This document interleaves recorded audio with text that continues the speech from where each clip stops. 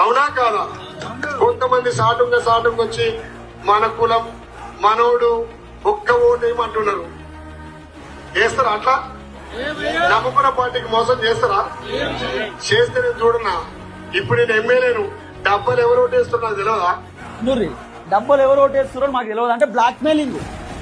ఒక ఎమ్మెల్యే జనాలను black mail చేస్తున్నాడు. మీరు ఖచ్చితంగా కాంగ్రెస్కి వేయాలి, వేరేటోళ్ళకి వేయొద్దు. మీరు వేరేటోళ్ళకి వేస్తే ఆ డబ్బాలు ఎవరికి ఓటేస్తున్నారని నాకు తెలిసిపోతుంది.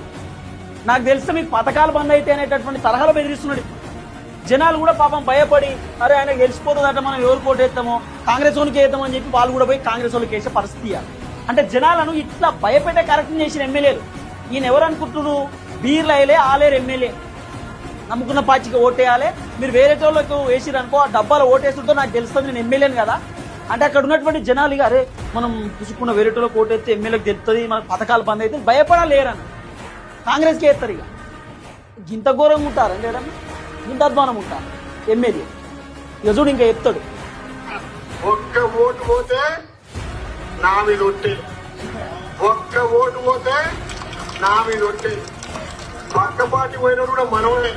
వాడు నా బామ్మర్ది, వాడు నేను వేరే ఎంపీటీసీ ఇస్తాను బామ్మర్ది అంటే టీఆర్ఎస్ పోయిందట అలా బామ్మర్దేనట.